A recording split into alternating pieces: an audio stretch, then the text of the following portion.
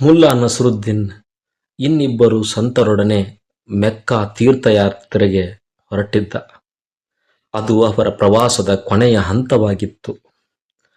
ಅವರು ಹಳ್ಳಿಯೊಂದನ್ನು ದಾಟಿ ಹೋಗುತ್ತಿದ್ದರು. ಅವರ ಬಳಿ ಇದ್ದ ಹಣ ಬಹುತೇಕ ಖರ್ಚಾಗಿ ಹೋಗಿತ್ತು. ಸ್ವಲ್ಪ ಮಾತ್ರ ಹಣ ಅವರ ಬಳಿ ಉಳಿದಿತ್ತು. ಅವರಿಗೆ ಬಹಳ ಹಸಿವೆಯಾಗುತ್ತಿದ್ದರಿಂದ ಅವರು ತಮ್ಮ ಬಳಿ ಉಳಿದಿರುವ ಹಣದಿಂದ ಹಲ್ವಾ ಖರೀದಿ ಮಾಡಿದರು. ಆದರೆ ಆ ಹಲ್ವಾ 3 ಜನರಿಗೂ ಸಾಕಾಗುವಷ್ಟಿರಲಿಲ್ಲ. ಇರುವುದನ್ನೇ ಹಂಚಿಕೊಂಡು ತಿಂದರೆ ಅದು ಯಾರ ಹಸಿವನ್ನು ತಣಿಸುತ್ತಿರಲಿಲ್ಲ. ಹೀಗಾಗಿ ಏನು ಮಾಡುವುದು ಎಂದು ಅವರು ಚಿಂತಾಕ್ರಾಂತರಾದರು. ಆಗ 3 ಜನರಲ್ಲಿ ಯಾರು ಮುಖ್ಯರೋ ಅವರು ಹಲ್ವಾ ತಿನ್ನಬೇಕು ಎಂದು ನಿರ್ಧರಿಸಿ ಅವರು ತಮ್ಮ ಪ್ರಾಮುಖ್ಯತೆಯನ್ನು ಹೇಳಿಕೊಳ್ಳಲು ಶುರು ಮಾಡಿದರು. ಮೊದಲನೆಯ ಸಂತ ಮಾತನಾಡತೊಡಗಿದ. ಮೂವರಲ್ಲಿ ನನ್ನಷ್ಟು ಉಪವಾಸ ಪ್ರಾರ್ಥನೆ ಮಾಡಿದವರು ಯಾರೂ ಇಲ್ಲ. ಬಾಕಿ ಇಬ್ಬರಿಗಿಂತ ನಾನು ಹೆಚ್ಚು ಧಾರ್ಮಿಕ, ಹೆಚ್ಚು ಪವಿತ್ರ ವ್ಯಕ್ತಿ. ಆದ್ದರಿಂದ ದೇವರು ನನ್ನ ಪ್ರಾಣ ಉಳಿಸಲು ಬಯಸುತ್ತಾನೆ. ಹಾಗಾಗಿ ಹಲ್ವಾದ ಮೇಲೆ ನನ್ನ ಅಧಿಕಾರ ಹೆಚ್ಚು ಎಂದನು. ಎರಡನೆಯ ಸಂತ ತನ್ನ ಪ್ರಾಮುಖ್ಯತೆಯನ್ನು ಹೇಳಿಕೊಳ್ಳತೊಡಗಿದ. ಹೌದು, ನೀನು ಬಹಳ ತ್ಯಾಗಗಳನ್ನು ಮಾಡಿದ್ದೀಯ, ಒಪ್ಪುತ್ತೇನೆ. ಆದರೆ ನಾವು ಮೂವರಲ್ಲಿ ನಾನು ಶ್ರೇಷ್ಠ ವಿದ್ವಾಂಸ. ನಾನು ಎಲ್ಲ ಶಾಸ್ತ್ರ ಗ್ರಂಥಗಳನ್ನು ಅಧ್ಯಯನ ಮಾಡಿದ್ದೇನೆ. ನನ್ನ ಇಡೀ ಜೀವನವನ್ನೇ ಜ್ಞಾನ ಸಂಪಾದನೆಗಾಗಿ ಮುಡಿಪಾಗಿಟ್ಟಿದ್ದೇನೆ. ಜಗತ್ತಿಗೆ ಉಪವಾಸ ಮಾಡುವವರು ಬೇಕಾಗಿಲ್ಲ, ಜಗತ್ತಿಗೆ ಜ್ಞಾನದ ಅವಶ್ಯಕತೆ ಹೆಚ್ಚು. ಹಾಗಾಗಿ ಜಗತ್ತಿನಲ್ಲಿ ನನ್ನ ಮಹತ್ವ ಹೆಚ್ಚು. ಆದ್ದರಿಂದ ಹಲ್ವಾದ ಮೇಲೆ ನನಗೆ ಹೆಚ್ಚಿನ ಅಧಿಕಾರ ಇದೆ. ಕೊನೆಗೆ ಮುಲ್ಲಾ ನಸರುದ್ದೀನ್ ಮಾತನಾಡಿದ. ನಾನೇನು ದೊಡ್ಡ ವಿರಾಗಿ ಅಲ್ಲ.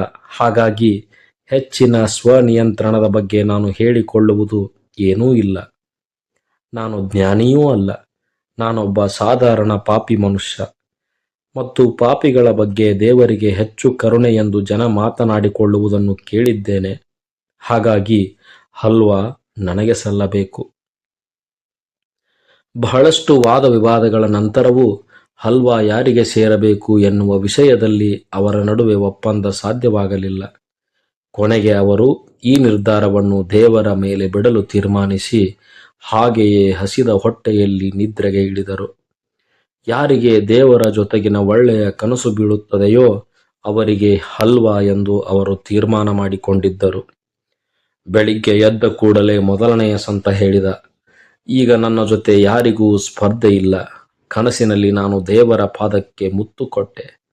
ಇದಕ್ಕಿಂತ ಅತ್ಯುತ್ತಮ ಕನಸು ಬೇರೆ ಯಾವುದೂ ಇಲ್ಲ.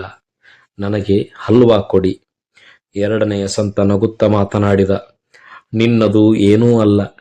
ನನ್ನ ಕನಸಿನಲ್ಲಿ ದೇವರು ನನ್ನನ್ನು ಅಪ್ಪಿಕೊಂಡು ಮುತ್ತು ಕೊಟ್ಟ. ನನ್ನದೇ ಶ್ರೇಷ್ಠ ಕನಸು. ಹಲ್ವಾ ನನಗೆ ಸೇರಬೇಕು. ನಂತರ ಆ ಇಬ್ಬರು ಸಂತರು ಮುಲ್ಲಾ ನಸರುದ್ದೀನನ್ನ ಅವನ ಕನಸಿನ ಬಗ್ಗೆ ವಿಚಾರಿಸಿದರು. ನಸರುದ್ದೀನ್ ತನ್ನ ಅನುಭವವನ್ನು ಹೇಳತೊಡಗಿದ. ನಾನೊಬ್ಬ ಸಾಧಾರಣ ಮನುಷ್ಯ. ನನ್ನ ಕನಸು ಕೂಡ ಅಷ್ಟೇ ಸಾಧಾರಣವಾಗಿತ್ತು. ಹೇಳಿಕೊಳ್ಳುವಂಥ ವಿಶೇಷ ಏನಿಲ್ಲ. ಆದರೆ ನೀವು ಒತ್ತಾಯ ಮಾಡುತ್ತಿದ್ದೀರಿ ಎಂದು ಹೇಳುತ್ತೇನೆ ಕೇಳಿ. ನನ್ನ ಕನಸಿನಲ್ಲಿ ದೇವರು ಬಂದು, ಮೂರ್ಖ, ಯಾಕೆ ಹೊಟ್ಟೆ ಹಸಿದುಕೊಂಡು ಮಲಗಿದ್ದೀಯ? ಹಲ್ವಾ ತಿನ್ನು ಎಂದು ಹೇಳಿದ. ದೇವರ ಆಜ್ಞೆ ಮೀರಲಾಗದೆ ನಾನು ಹಲ್ವಾ ತಿಂದು ಬಿಟ್ಟೆ. ಈಗ ಯಾವ ಹಲ್ವಾ ಕೂಡ ಉಳಿದಿಲ್ಲ ಎಂದನು Mulla Nasruddin. Thank you very much my dear friends.